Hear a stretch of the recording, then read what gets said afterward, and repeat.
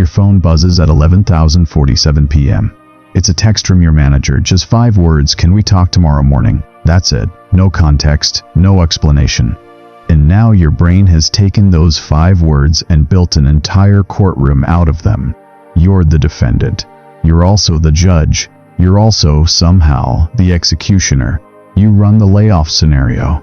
Then the "you said something wrong in the meeting" scenario. Then the "maybe it's actually good news" scenario, which your brain rejects almost instantly because good news has never once required a warning text at midnight. By 2 a.m., you've lived through 4 different futures. None of them have happened. All of them have cost you a night's sleep. Here's the strange part. Tomorrow morning, whatever that conversation actually is, it will take maybe 10 minutes. But tonight, the imagined version has already taken hours out of your life, and it hasn't even started yet. That's the trade nobody warns you about. We don't just suffer through hard moments. We prepay for them in advance with interest, and most of the time the bill never even comes due. There's a 2,000-year-old way of thinking that was built exactly for nights like this one. Not to make the message disappear. Not to guarantee good news. But to hand you back the hours you were about to lose to a conversation that hasn't happened yet. Welcome back to Stoic Forge Explained, where ancient Stoic wisdom meets the challenges of modern life. Tonight we're not talking about eliminating uncertainty, because you can't. We're talking about what to do with your mind while uncertainty is still standing in the room. Printed person. The split you never learned to make. Asterisk. Draw the line. Have you ever noticed that worry doesn't feel like one single thing? It feels like a fog. Everything blurs together. The email you sent, how the client will react, whether they'll forward it to their boss, whether that boss already dislikes you, whether this affects the renewal, whether the renewal affects your bonus, whether the bonus affects whether you can afford your apartment next year. Notice what just happened. You started with one email. You ended up rebuilding your entire financial future in your head. That's how most modern worry operates. It doesn't stay in its lane. It merges everything, what you did, what someone else might do, and what the world might do, into a single undifferentiated mass of dread. Most people respond to this fog by trying to control all of it. They over-explain in a follow-up message. They check their inbox every 4 minutes. They rehearse conversations that may never happen. And it never actually calms them down, because they're trying to manage things that were never in their hands to begin with. This is where a Stoic teacher named Epictetus, a man who spent part of his life enslaved before becoming one of the great philosophy teachers of Rome, offered something almost embarrassingly simple. He said that everything in life falls into one of 2 categories: things that are up to us and things that are not. Your judgment, your effort, your intention, your response, those are up to you. The client's mood, the market, other people's opinions, the outcome of the renewal, none of that was ever up to you, no matter how many hours you spend thinking about it. Here's the modern example. Imagine you're a freelancer who just submitted a proposal to a company you'd love to work with. You wrote it carefully, you priced it fairly, you sent it Tuesday morning. Now it's Thursday. Nothing. The old pattern. Refresh your email, reread your own proposal looking for flaws. Imagine the decision maker's face when they read it. Wonder if you should have charged less. The Stoic pattern. Ask one question. Did I do the part that was actually mine to do? If the answer is yes, the proposal is no longer yours.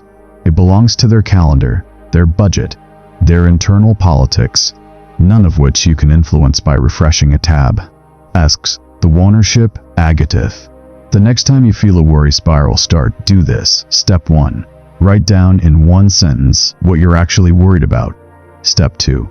List every part of that situation you can name. Step 3. Mark each part with a mine or not mine. Step 4. For everything marked not mine, say out loud, this was never in my hands. Step 5.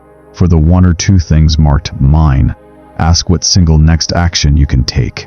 Most people discover that 90% of what kept them up at night was never theirs to hold in the first place. But knowing what isn't yours is only step 1. The harder question is what to do with the part of your mind that keeps reaching for it anyway. That's next. Principle 2. The rehearsal nobody told you was optional. Asterisk. The preview trap. Asterisk. For preview trap, picture a college student the night before a big presentation. She's rehearsed the slides 100 times, but her mind keeps drifting somewhere else, to the moment she imagines fumbling a question, to the classmate she's sure is waiting for her to mess up, to the professor's face going flat with disappointment. None of this has happened. She's rehearsing a failure that exists nowhere except inside her own head, and rehearsing it with startling detail. The silence in the room, the heat in her face, the walk back to her seat. This is worth naming clearly. Worry is not passive. Worry is a kind of rehearsal. Your brain doesn't know the difference between imagining a threat and encountering one. It activates stress responses either way. So when you prepare for the worst by looping through disaster scenarios, you're not protecting yourself. You're just practicing suffering that hasn't happened and getting very good at it.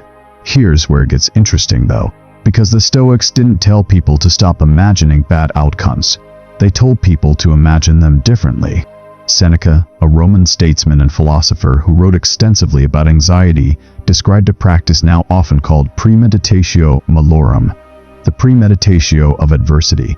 But this wasn't anxious spiraling. It was structured, deliberate, and brief. You look directly at the worst realistic outcome, you name it plainly, and then you ask yourself, could I actually survive this? The difference between rehearsing fear and practicing premeditation is control. Fear ambushes you at 2 a.m. and runs the scenario on a loop you didn't choose. Premeditation is something you do once on purpose for a few minutes, and then you close the door. Take that student. Fear says, replay the humiliation over and over until presentation day. Premeditation says, sit down for 5 minutes tonight, imagine the worst realistic version of tomorrow. You blank on a question, and then ask, what would I actually do in that moment? The answer is usually simple. Pause, breathe, say, let me come back to that, and move on. Once she's actually planned for the worst case, her mind has nothing left to loop on because the loop's whole job was to prepare her, and now she's prepared. Asterisk, the 5-minute confrontation. Step 1, set a timer for 5 minutes. No more. Step 2, write down the specific worst-case outcome you keep imagining. Step 3, ask, is this outcome survivable? Usually, yes. Step 4, write one concrete action you'd take if it happened. Step 5, when the timer ends, close the notebook. You've already done the thinking. Further replaying it isn't preparation. It's just repetition. This works because it gives your mind an exit. But there's a deeper reason looping thoughts are so hard to release, and it has to do with what your brain thinks worry is actually accomplishing for you. Principle 3. The illusion that worrying is working. The guard who won't go home. Think about a parent whose adult child is driving home late at night. The parent isn't doing anything. Just sitting on the couch, phone in hand, mentally tracking a car they can't see on a road they're not on. If you ask that parent why they're doing this, they might say something like, I just need to know they're safe. But sitting there worrying doesn't make the drive safer. The seatbelt does that. The weather does that. The other drivers do that. The worry does nothing except keep one person awake. And yet it feels like something. It feels like vigilance. It feels like love even. This is one of the most persistent illusions worry creates, that the feeling of concern is doing protective work, like a guard standing watch. So we keep the guard posted, long after the gate is secure. Because releasing the worry feels like releasing our grip on the person we love. Psychologically, this connects to something researchers call the illusion of control. Our tendency to believe that mental effort influences outcomes it has no actual bearing on. We check the flight status obsessively as if refreshing the app changes the weather over the Atlantic. We replay the argument as if replaying it will retroactively change what we said. The Stoics had a term for the specific mental move that produces this trap: assent. Not the event itself, but the moment your mind agrees with an unhelpful judgment about the event. The moment you accept the thought, if I stop thinking about this, something bad will happen, as true, without ever examining it. Epictetus taught that we suffer not from events, but from the opinions we form about them. And one of the sneakiest opinions is the belief that worrying is a form of doing. Back to the parent on the couch. The Stoic response isn't "stop caring." It's the opposite. Care enough to do the things that are actually protective. Make sure the car has gas. Make sure the route is safe. Maybe send one text me when you're home. And then, having done what was actually yours to do, refuse to assent to the idea that staring at a phone screen adds 1 ounce of safety to the drive. Ask the "is there's awkwardly doing something?" Check. Step 1. Notice when you're in a worry loop. Step 2. Ask directly, is this specific thought changing anything about the outcome? Step 3. If yes, it's leading to an action. Take the action. Step 4. If no, it's just repetition. Say to yourself, this isn't vigilance. This is just noise. Then deliberately redirect attention to something in front of you. Once you stop mistaking worry for protection, a new problem shows up.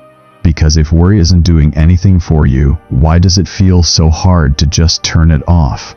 The answer has to do with time, specifically which direction your mind is pointed in. Principle 4. Living in a country that doesn't exist. The unwritten tomorrow. Here's a small, ordinary moment. You're eating dinner with someone you care about. They're talking. You're nodding. But you're not actually there. You're 3 weeks in the future at a meeting that hasn't been scheduled, defending a decision no one has questioned yet. The dinner is real. The person across from you is real. The conversation you're mentally attending is not real. Not yet, and maybe not ever.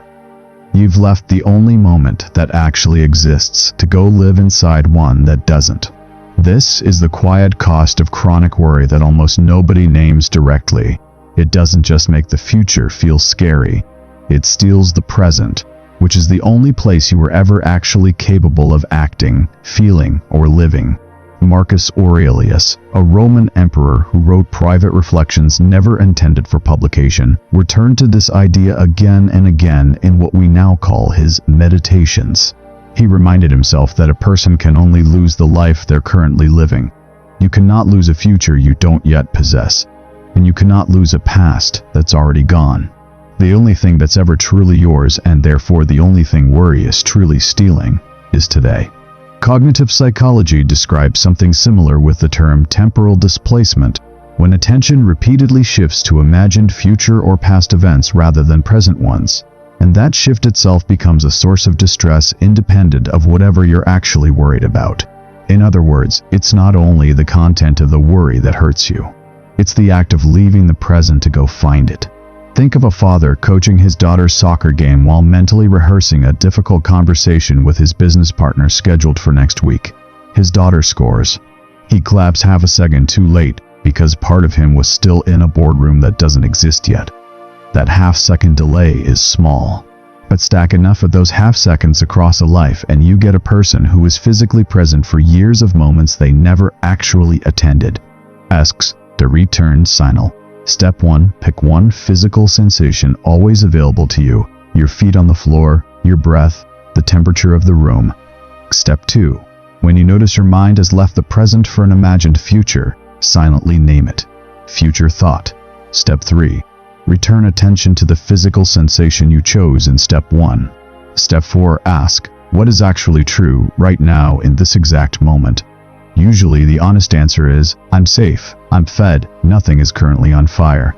Step 5. Re-engage with whatever or whoever is actually in front of you. This isn't about pretending the future doesn't matter. It's about refusing to pay a rent before it's even moved in.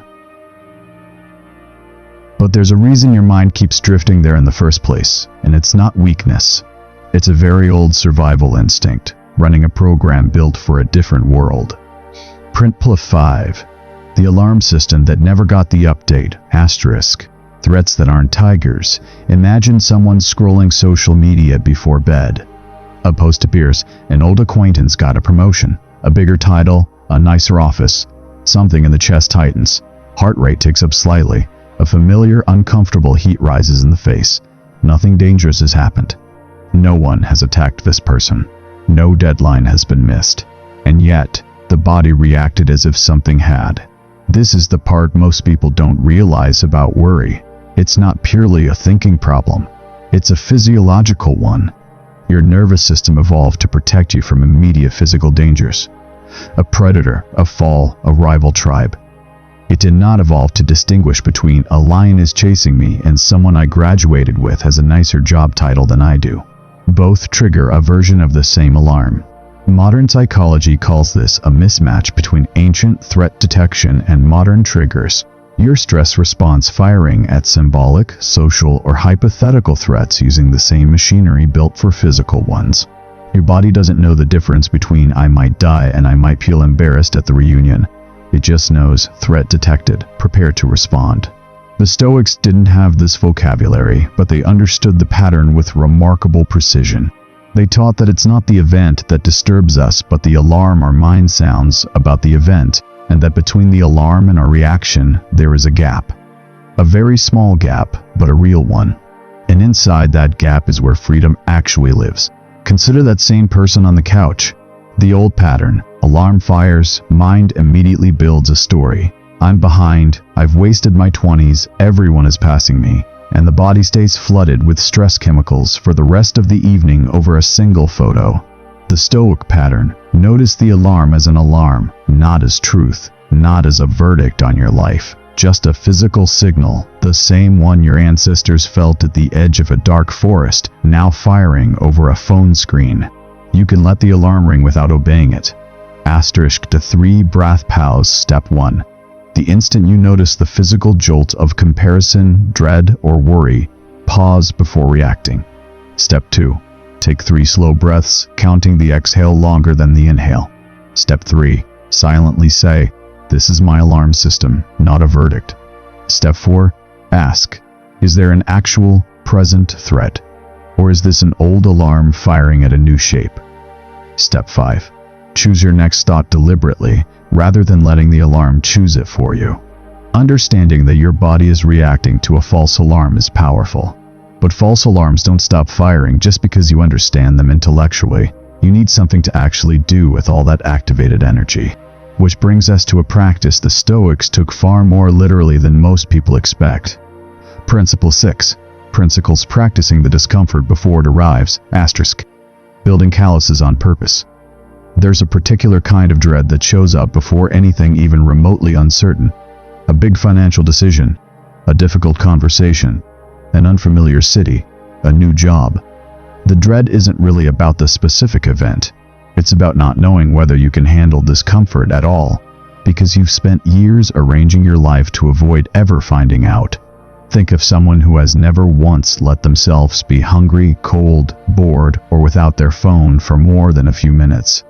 Every mildly uncomfortable sensation gets solved instantly. A snack, a scroll, a temperature adjustment. It sounds like comfort, it's actually fragility being built one convenience at a time.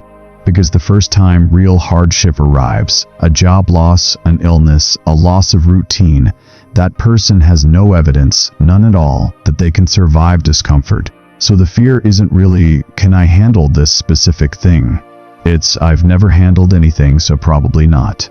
The Stoics, particularly Seneca, practiced something almost nobody does voluntarily today.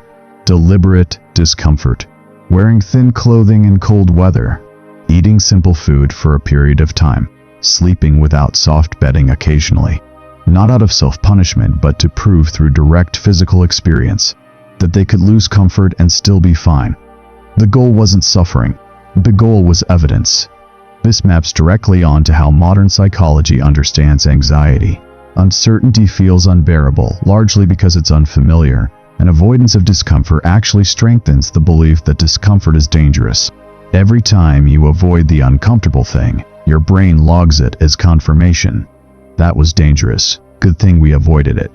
Every time you tolerate it and come out fine, your brain logs the opposite. Picture someone preparing for a career change into an uncertain field. Instead of endlessly researching to feel ready, which never actually arrives, they start small. One skipped meal to notice hunger isn't an emergency.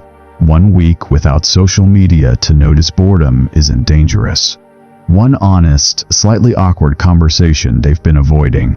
Each one is a small, controlled dose of exactly the discomfort they're afraid uncertainty will bring. And each one becomes proof. I can feel uncomfortable and still be okay. Asterisk the voluntary discomfort drill. Step 1.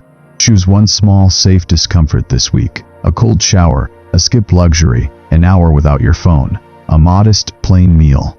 Step 2. Do it on purpose, not by accident. Step 3. While doing it, notice the specific thought, I need this to stop right now, and let it pass without acting on it.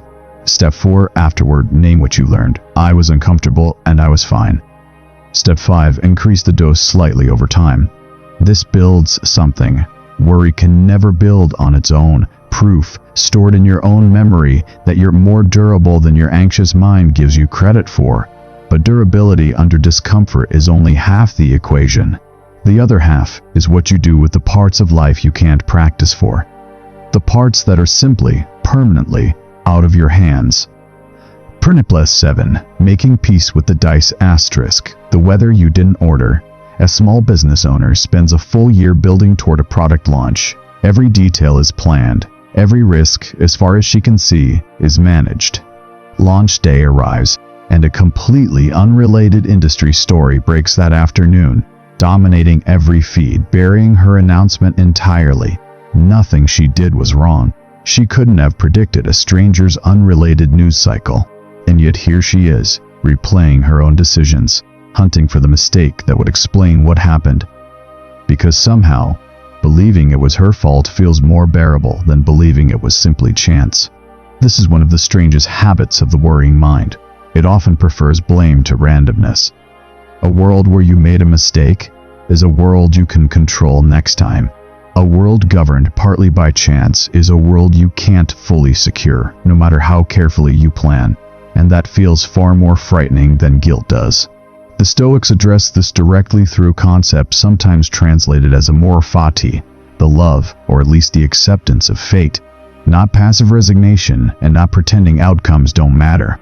It meant preparing fully, acting with full effort and integrity, and then meeting whatever actually happens, good or bad, deserved or not, without treating it as a personal verdict on your worth.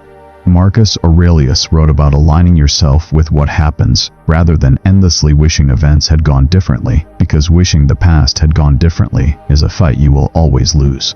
For the business owner, the Stoic move isn't to conclude I failed or to pretend it doesn't matter. It's to hold both truths at once. I did the work fully and honestly, and the outcome still wasn't fully mine to determine. And that's not evidence I'm inadequate. That's just what it means to act in a world you don't fully control. Asterisk, the full effort law script text. Step 1. Before any effort, a launch, an interview, a difficult conversation, commit fully to the parts within your control: preparation, honesty, effort, timing you can influence. Step 2. Say explicitly before the outcome is known, I will do this well. What happens after is not fully mine to decide. Step 3. After the outcome, whatever it is, ask only one evaluative question. Did I act with integrity and effort?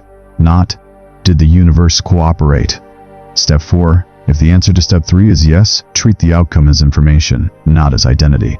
Letting go of outcomes is hard enough when the stakes are external, a launch, a client, a game of chance.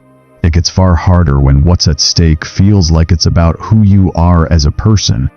That's where we're headed next, into the worry that hides underneath almost every other worry on this list. Principles and their danger. The worry beneath all the other worries, asterisk, what you're actually afraid of, strip away the surface of most chronic worry, and you tend to find the same root question hiding underneath, am I enough? The late night message from your manager isn't really about the message. It's about whether you're competent. The unanswered proposal isn't really about the client. It's about whether your work has value. The comparison on social media isn't really about the other person's job title. It's about whether your own life measures up. This is why so much worry feels disproportionate to its actual trigger. A 5-word text at midnight shouldn't be able to cost you a night's sleep, unless some part of you is using that text as evidence for a much bigger, much scarier verdict about your worth. The Stoics were unusually direct about this. They taught that external outcomes, reputation, wealth, promotions, other people's opinions, were never reliable measures of a person's worth, because none of them are fully within your control, and a measuring stick you can't control isn't a measuring stick at all. What they proposed instead was radical for its time and still radical now. Judge yourself only by what actually is yours, your intentions, your effort, your integrity, your character in the moment. That, and only that, is where your value lives. This doesn't mean outcomes don't matter practically. Losing a job matters, losing a client matters. But there's a difference between this outcome is inconvenient and I need to respond to it, and this outcome proves something devastating about who I am. Most worry lives in that second, false category, treating external, uncontrollable results as verdicts on internal, controllable character. Think back to the person lying awake over that midnight text.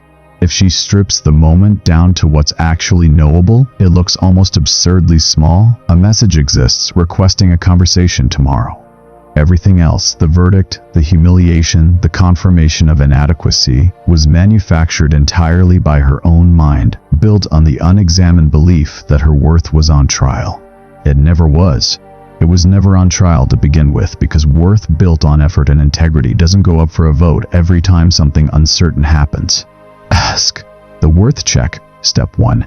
When a worry feels disproportionately heavy, ask, what am I actually afraid this says about me? Step 2. Write the honest answer, even if it feels uncomfortable. That I'm not good enough, that I'm failing, that I don't measure up. Step 3. Ask, is my worth actually built on this external outcome, or on how I show up regardless of it? Step 4. Remind yourself, specifically, my character isn't determined by someone else's schedule, opinion, or reaction.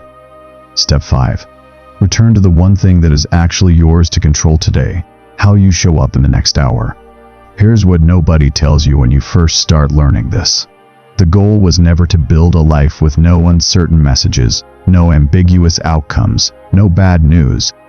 That life doesn't exist for anyone, no matter how carefully they plan. The actual goal is quieter than that, and honestly more useful. It's to become the kind of person who can receive a 5-word text at 11:47 p.m., feel the jolt it causes, and then go to sleep anyway.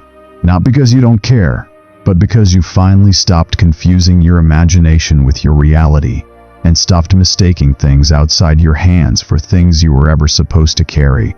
That night with the midnight text, the meeting the next morning turns out to be ordinary. A scheduling question. 10 minutes, like it always was going to be. The only real damage was the one done in advance, by a mind that mistook a blank space for a verdict. If there's one thing to carry out of this video and use today, let it be this. The next time you feel a worry spiral starting, stop and ask one question. Is this actually mine to hold? If it isn't, you're allowed to put it down. Not because you stopped caring, because you finally understood what caring was actually supposed to look like. What's the situation in your own life that you keep carrying, even though it was never really yours to carry? Tell us in the comments. This channel exists because of conversations like that one. If this helped you see your own worry a little differently, consider subscribing to Stoic Forge Explained and give this video a like so more people dealing with the same 2 a.m. spiral can find their way here too. Until next time, hold on to what's yours and let the rest go.